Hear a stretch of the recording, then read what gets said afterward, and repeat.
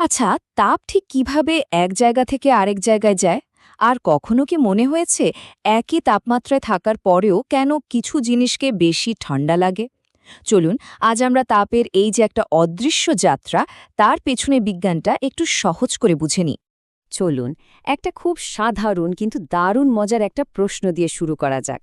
আচ্ছা ধরুন, একটা কনকনে শীতের সকাল, একটা লোহার রড আর একটা কাঠের টুকরো, দুটোই বাইরে রাখা আছে।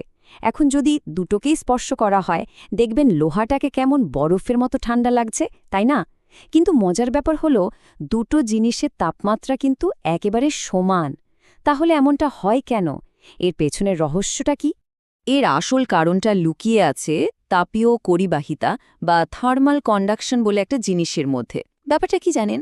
লোহা আমাদের হাত থেকে খুব দ্রুত তাপ শুষে নিতে পারে, আর যে মুহূর্তে আমাদের শরীর থেকে তাপ বেরিয়ে যায়, আমাদের ঠান্ডা লাগে। অন্যদিকে কাঠ কিন্তু অত সহজে তাপ নিতে পারে না, বেশ ধীরে ধীরে নেয়। তাই আমরা তেমন কোনো পার্থক্যই টের পাই না।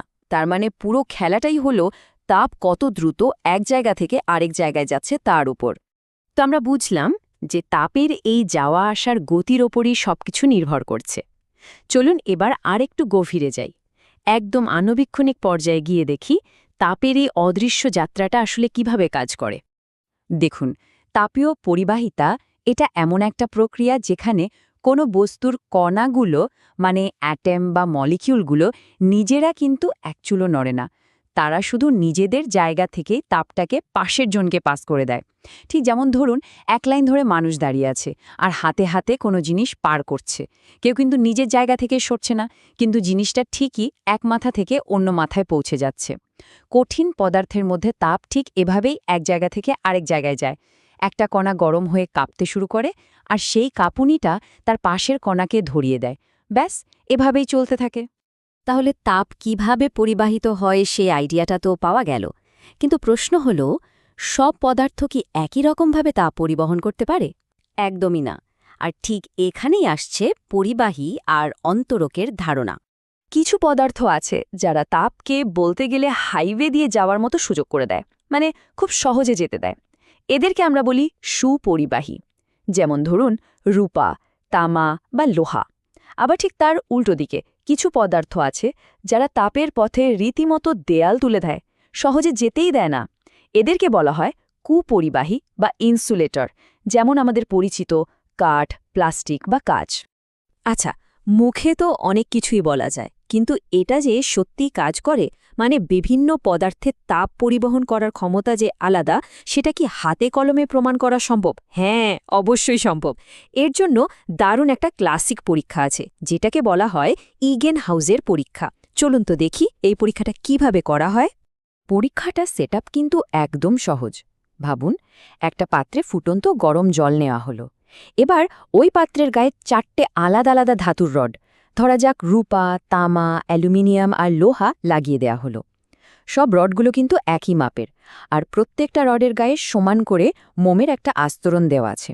এখন কি হবে? ফুটন্ত জলের তাপে রডগুলোর একটা প্রান্ত গরম হতে শুরু করবে, আর সেই তাপটা ধীরে ধীরে রড বেয়ে এগোতে থাকবে।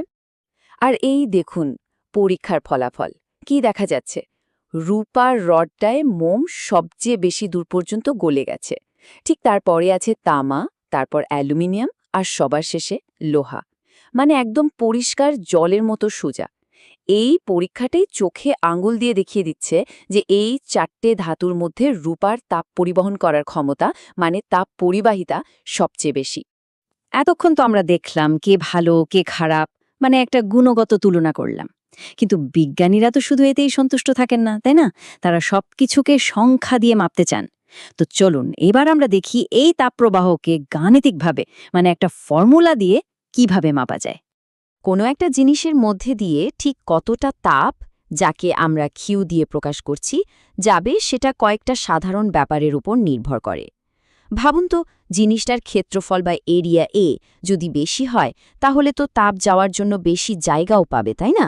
আবার গরম আর ঠান্ডা দিকে তাপমাত্রার পার্থক্য θ1 - θ2 যত বেশি হবে, তাপ তত তাড়াতাড়ি ছুটবে।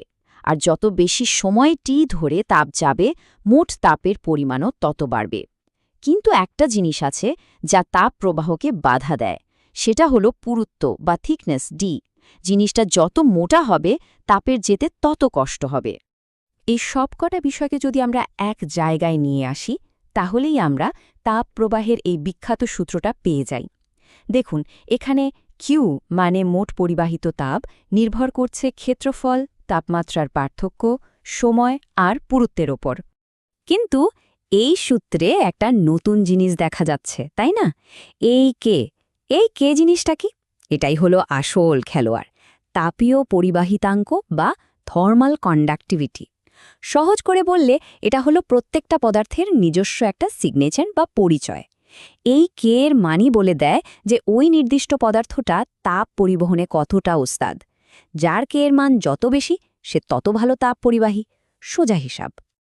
এখন বিজ্ঞানীরা যখন কোনো কিছু মাপেন তাদের তো একটা একক বা ইউনিট লাগে, তাই না? এই কে এর জন্য নির্দিষ্ট ইউনিট আছে।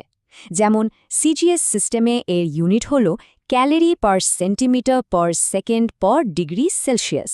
আর বিশ্বজুড়ে যেটা চলে মানে এসআই সিস্টেমে এর ইউনিট হল watt per metre per kelvin.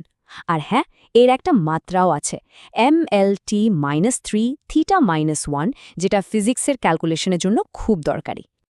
এখানে একটা বেশ মজার ব্যাপার আছে। শুনুন, যদি কাল্পনিকভাবে এমন কোনো পারফেক্ট বা আদর্শ পরিবাহী বানানো যেত যা তাপের পথে এক বিন্দুও বাধা দেবে না, তাহলে জানেন তার তাপ পরিবাহিতাঙ্কের মান কত হতো? অসীম, ইনফিনিটি। যদিও এটা বলতেই হচ্ছে বাস্তবে এমন কোনো পদার্থ এখনও পাওয়া যায়নি। তাহলে পুরো আলোচনাটা থেকে আমরা কি কি জরুরি জিনিস শিখলাম? চলুন এক ঝলকে আরেকবার দেখে নেওয়া যাক। প্রথমত, আমরা জানলাম যে পরিবাহিতা মানে হল কণাগুলোর কাঁপুনি বা ভাইব্রেশনের মাধ্যমে তাপের চলাচল। দ্বিতীয়ত, আমরা দেখলাম যে পদার্থ মূলত দুই রকমের হয়, সুপরিবাহী যেমন ধাতু আর কুপরিবাহী বা অন্তরক যেমন কাঠ। তৃতীয়ত, ইগেনহাউসের দারুণ পরীক্ষাটা দিয়ে আমরা নিজের চোখে এর প্রমাণ দেখলাম। আর সবশেষে আমরা তাপ প্রবাহ মাপার জন্য একটা গাণিতিক ফর্মুলাও শিখলাম। তো আজকের এই আলোচনা শেষ করার আগে একটা ছোট্ট প্রশ্ন। আমরা যে ইগেনহাউসের পরীক্ষাটা দেখলাম তার ফলাফলটা একবার মনে করার চেষ্টা করুন তো, আর সেটার উপর ভিত্তি করে বলুন তামা আর লোহার মধ্যে কোনটার তাপ পরিবাহিতা বেশি। উত্তরটা কিন্তু আমাদের আজকের আলোচনার মধ্যেই লুকিয়ে আছে।